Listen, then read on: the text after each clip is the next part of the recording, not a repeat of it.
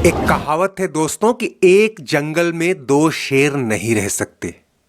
उस पर से अगर दोनों में पुरानी रंजिश हो तब तो ये नामुमकिन है। बॉलीवुड के इन दो शेरों के बीच भी कुछ ऐसी ही दुश्मनी हुई कि सिनेमा के मोस्ट डिमांडिंग एक्टर होते हुए भी 32 साल तक इन्हें कोई एक फिल्म में लाने का साहस नहीं कर सका।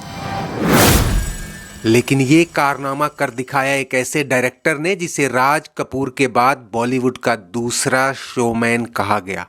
और जब दो शेर साथ आए तो बॉक्स ऑफिस पर उनकी दहाड़ 32 साल पहले जैसी ही रही। लेकिन यहां बीच में एक सवा शेर भी आ धमका।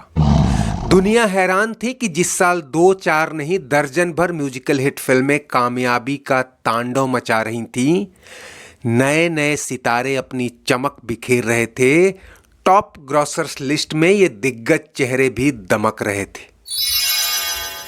इनके आगाज और अंजाम पर भी बात करेंगे दोस्तों, लेकिन ये भी जानते चलें कि ये सब उसी साल मुमकिन हुआ जिससे पहले बहुत कुछ नामुमकिन लग रहा था। भारत ने आर्थिक सीमाएं तोड़कर ग्लोबलाइजेशन को अपनाया था। विदेशी कंपनियां ही नहीं, विदेशी फिल्में, गीत संगीत के लिए सीमाएं टूटी, बंद दरवाजे खुले। और जब इतना कुछ टूट रहा था, इतना कुछ खुल रहा था, तो फिर इन कलाकारों के बीच आपसी मनमुटाव क्या चीज थी। चल घर जल्दी हो गई देर। हम बात कर रहे हैं ट्रेजेडी किंग दिलीप कुमार और डायलॉग बाजी के सूरमा राजकुमार की। साल 1959 की ब्लॉकबस्टर फिल्म पैगाम में दोनों की अदाकारी ने न केवल करोड़ों लोगों को अपना मुरीद बनाया, बल्कि इस फिल्म को उस साल की सबसे कमाऊ फिल्म बना दिया। उसके बाद तो इन दोनों को लेकर फिल्म बनाने की होड़ मची थी।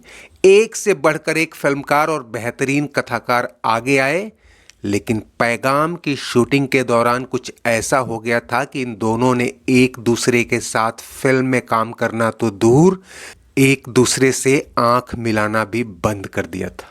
इस फिल्म में दोनों भाइयों के रोल में थे। राजकुमार बड़े और दिलीप कुमार छोटे भाई बने थे। हालांकि दिलीप कुमार तब सीनियर थे और राजकुमार ने अभी कामयाबी चखनी शुरू की थी। फिल्म में एक सीन है जब दोनों भाइयों के बीच तकरार होती है और इसी दौरान गुस्से से भरा बड़ा भाई छोटे को थप्पड़ मार देता है। राजकुमार एक्टिंग में परफेक्शन पे जोर देते थे और थप्पड़ को ज़्यादा से ज़्यादा रियलिस्टिक बनाने के चक्कर में उन्होंने इतना जोरदार थप्पड़ मारा कि थोड़ी सी चूक हुई और दिलीप साहब को ये सचमुच का थप्पड़ लग गया। उनका सब्र जवाब दे गया, लेकिन गनीमत थी कि उन्होंने उस अंदाज में कोई जवाब नहीं दिया। लेकिन शूटिंग बंद हो गई और अगले कई दिन तक बंद रही। फिल्म तो जैसे तैसे बन गई, लेकिन तब दिलीप साहब ने तय कर लिया कि राजकुमार के साथ आगे कभी काम नहीं करेंगे। आगे चलकर राजकुमार की भी कई फिल्में हिट हुई, तो अब दोनों के बीच तल्खी प्रोफेशनल कोल्ड वॉर में बदल गई। अब मामला केवल साथ आने का नहीं था, बेहतर रोल का भी था। एक दूसरे से रत्ती भर कम कैसे रहता। सो फिल्मकारों ने उन्हें साथ लाने की कोशिश तो क्या, इस बारे में सोचना भी बंद कर दिया। लेकिन साल 1989-90 में जब ये खबर फैली कि सुभाष घई सौदागर फिल्म के लिए दोनों को साथ ला रहे हैं, तो कईयों को भरोसा नहीं हुआ। कुछ ने कहा कि राजकुमार भले ही मान जाएं, लेकिन दिलीप साहब उनके साथ काम नहीं करेंगे। लेकिन ये काम सुभाष घई ही कर सकते थे। वही सुभाष घई जिन्होंने दिलीप कुमार के बुढ़ाते करियर में, जब अमिताभ बच्चन की आंधी चल रही थी, साल 1982 में विधाता जैसी टॉप ग्रॉसर फिल्म बनाकर अमिताभ की 6 फिल्मों के ऊपर ला खड़ा किया। यही नहीं, साल 1986 में भी अमिताभ का आखिरी रास्ता रोकने वाली फिल्म कर्मा भी सुभाष घई ने दिलीप साहब को लेकर ही बनाई थी। दिलीप कुमार को घई पर भरोसा था और घई को अपनी स्क्रिप्ट और कैमरे की चाल ढाल पर। और इन दो भरोसे के बीच जब राजकुमार को भरोसा दिलाया गया कि आपका रोल दिलीप साहब की बराबरी का होगा, तो वो भी मान गए। हालांकि इस मान मनौवल में घई को काफ़ी मशक्कत करनी पड़ी और शूटिंग के दौरान कई बार मुश्किलें भी आईं। लेकिन कहानी रची ही गई थी ऐसे कि दोनों के बीच रंजिश भी जाहिर हो तो शॉट ओके हो जाए। खुद मुकेश खन्ना की जुबान सुन लीजिए, जिन्होंने फिल्म में एक अहम रोल निभाया था। ये एक्टर राजकुमार जी और दिलीप साहब जी को एक फिल्म में लाना ये अपने आप में एक, मैं कहूँगा, चमत्कार से कम नहीं था। दोनों ये हमेशा ख्याल रहता था कि सामने कोई एक्टर उनके ऊपर तो नहीं चढ़ रहा है। कहानी बचपन के दो दोस्त वीरू और राजू की थी जो बड़े होकर वीर सिंह और ठाकुर राजेश्वर सिंह में बदल जाते हैं। पहले दोनों के बीच गरीबी और अमीरी का फासला था, लेकिन अब सामाजिक घटनाएं उन्हें एक दूसरे का जानी दुश्मन बना देती हैं। तनाव बढ़ता जाता है। अब यहाँ सुभाष घई की मास्टरी रंग लाती है और फिल्म में लव एंगल एंट्री मारता है। राजेश्वर सिंह की पोती राधा यानी मनीषा कोइराला और वीर सिंह के पोते वासु यानी विवेक मुश्रान में प्यार हो जाता है। आगे कहानी का अंदाजा आप खुद लगा सकते हैं। एक तरफ राजकुमार और दिलीप कुमार की डायलॉग बाजी, तो दूसरी तरफ दो दुश्मन खानदान को एक करने की कसम खाए प्रेमी जोड़े के बीच इलू इलू।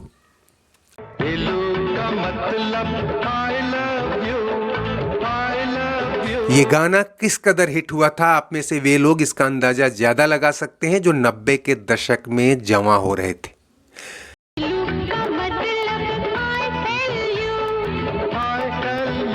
मनीषा कोइराला की ये डेब्यू फिल्म थी और यहां से उन्होंने छलांग क्या लगाई माधुरी दीक्षित, ऐश, करिश्मा और रवीना टंडन जैसी टॉप हीरोइनों की कतार में आ खड़ी हुई।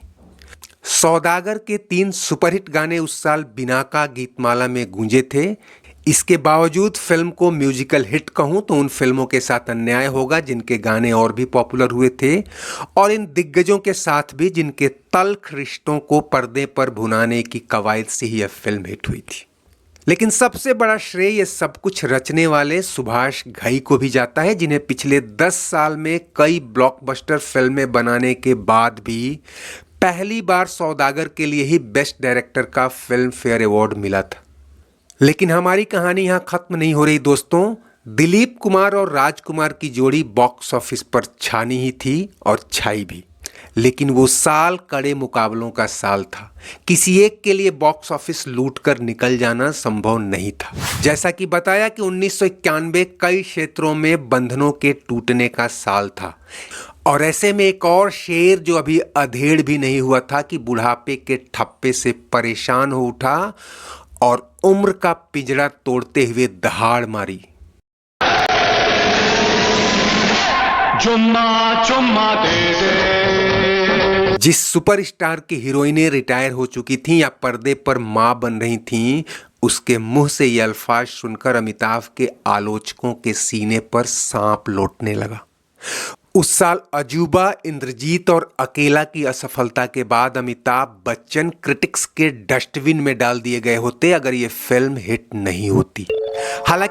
हालांकि 1991 की सबसे बड़ी म्यूजिकल हिट साजन ही उस साल की सबसे ज्यादा कमाऊ फिल्म भी थी, लेकिन टॉप ग्रॉसर फिल्मों की लिस्ट में सौदागर को दूसरे नंबर से तीसरे नंबर पर खींच लाने का मादा अगर किसी में था तो वो अमिताभ बच्चन थे।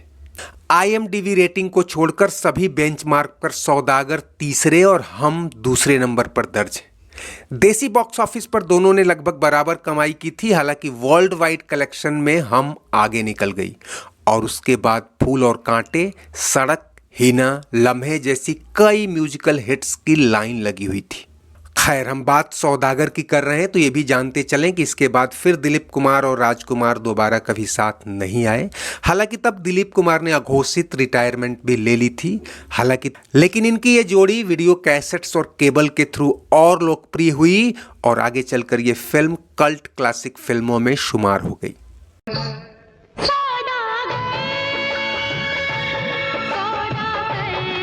दोस्तों, उम्मीद है वीडियो आपको पसंद आया होगा। चलते चलते इसे लाइक, शेयर और सब्सक्राइब कर लीजिए और कमेंट बॉक्स में अपनी राय जरूर दीजिए। शुक्रिया, नमस्ते, आभार। जी हाँ, जी मोहब्बत।